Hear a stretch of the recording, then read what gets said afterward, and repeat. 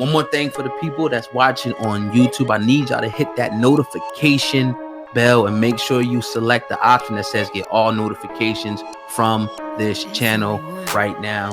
Do it. Do not wait. It's important, man. Yes, Y'all want sir. to hear the content? You got to hit that notification bell. Let's go. Yes, sir.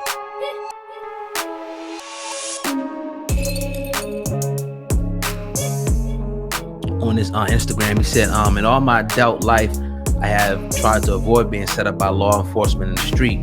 I vowed with an oath to God in my early 20s to never contribute to this aspect of the game anymore in my lifetime. So you can only imagine how I'm feeling about this violation taking place in the streets of Houston with my brand, Rap-A-Lot Records, on a narcotics pill.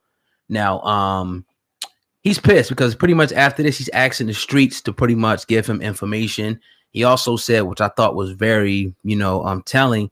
He said, if the police or if the streets are behind this, he wants to know about it. What was your initial thought, Sandman, when you seen this? Do you think that this is something sinister, federal, or you think it's some cat in the street just playing games? As you know how everybody knows the game. I was talking about the E-pill game, how they had tricks up, holes down, all types of crazy names on to smack your mom in the face. So do you think it's one of those things, or you think it's the feds trying to set him? I think it's one of those things, but I don't blame him for having that level of paranoia to think that could happen, because it's happened to him. And if you read his book or heard any of his stories, he gives you detailed accounts of dealing with federal people, facts, ununiformed, in real life situations where guns were drawn on both ends, and God, thank you, everybody walked away safely because people would have died that day. So I don't put it out of the realm of speculation, but it might just we know how kids work. We know how this shit go. Bill Bushwick Bill just died. So the Ghetto Boy, so it was real hot. Rap-A-Lot Records was back in the news, back in the frame of things. He's real popular in Houston. So obviously that would be a popular one to hit off. So I think it's one of those things.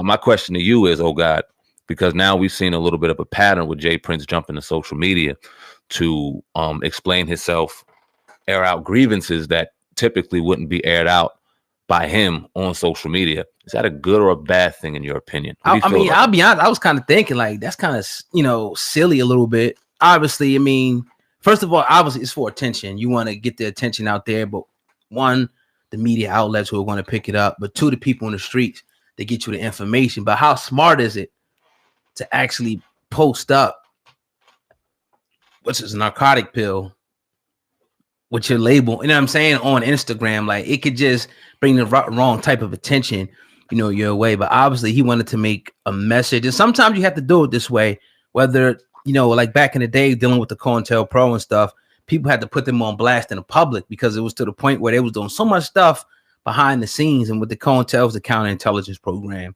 that was ran here in America through the FBI. And obviously they still got forms of it now, but they were doing all kind of crazy stuff like this, back in the day. And so it's good that he did call it out, but I thought did come to my mind. I'm like, yo, is he, you got to be careful doing stuff like this, like putting up drugs and, no matter what's on, maybe that's something you want to just keep, off the internet and inform your mob ties wherever you at in all the cities and shit. Like, yo, anybody know, put it on the internet, maybe seems like a little bit, crazy to me, just to be honest. And I've had struggles, especially throughout 2019, with understanding a lot of things that occur on social media. A lot. And we've talked about it throughout this podcast throughout the year. And this is one of them. Got a lot of nothing but respect for J. Prince. When he came out and made the statement with the young boy that got his chain snatched, I thought that was kind of weird in how he does things, or how you would think somebody in that stature would do things. Social media, by all means, is off limits because you're putting everything out there and everybody's watching. So I was just like, whoa. But then I kind of fell under it when I seen the thing with Larry Hoover. Like, okay, I see an OG trying to connect with the young people and trying to get a message across through the eyes and ears and the only way that they perceive this information, through social media. So maybe he's playing a little bit of a psychological game with the kids and giving a little more than he typically would.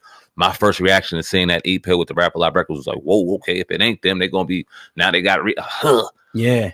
And then, okay. And I didn't put that on the show yesterday. I more so did the news and kind of you went through that one to wait for us to talk about it. But what I'm not going to do is question anybody's moves on here, because at this point, I don't know. I've had issue with people We went back and forth on certain people doing certain things on social media, and at the end of the day, it's not going to stop.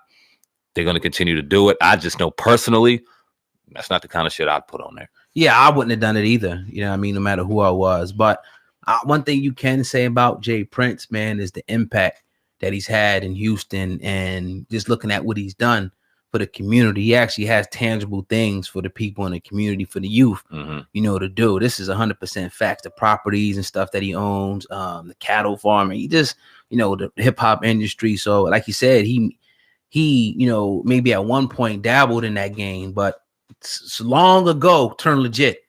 And everything he's doing right now, you know what I mean, appears to be on the up and up. But it just don't appear like a smart move, because I mean, all right, if the police did it, they don't even come out and tell you if it was some shit like that in the streets. Nobody's gonna come out and say anything. So what's gonna come out of it? Yeah, exactly. I mean, shit. I mean, that's the because if you the feds is gonna be on it now at this point, once you know put it out like that, and obviously they want to find where the shit's coming from, so they can make a bust too. So you know, I just don't know, man. And obviously, a lot of people say a lot of things.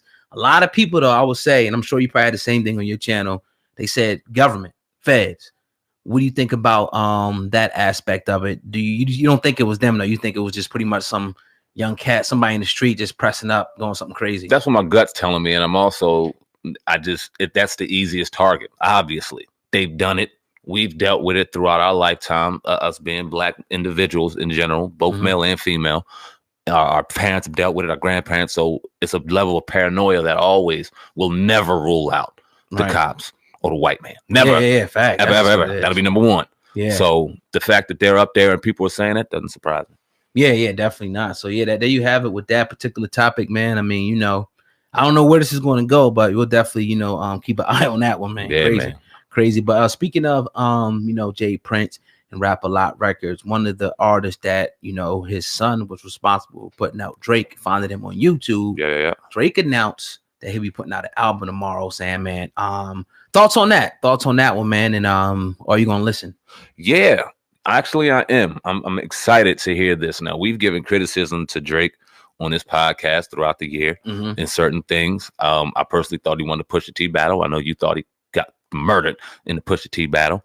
And also gave some criticism to the last couple of albums that he put out. But no question, phenomenal rapper, phenomenal artist, phenomenal talent, phenomenal businessman. When you see just the kind of numbers he draws in tours, what he's drawing with his albums, he's very lucrative and very smart in the game of music, which is not easy to do. And the last couple of features that I heard, him with Meek, him with Chris, him on this last album with Ross, that Golden Roses. Yeah, his features, I'm like, he's getting back on his shit to where he about to give us Drake writing, Drake spitting hip hop, and Drake with some beats. So you didn't like his last album? No, it was dope. You see, and here's why I didn't like it. Here's why, because I listened to it. It was a double album, I think, if I'm not mistaken. Okay. And here's why I didn't like it, because Drake has a tendency, because he's so talented, in my opinion, to go with what's hot and go with the wave.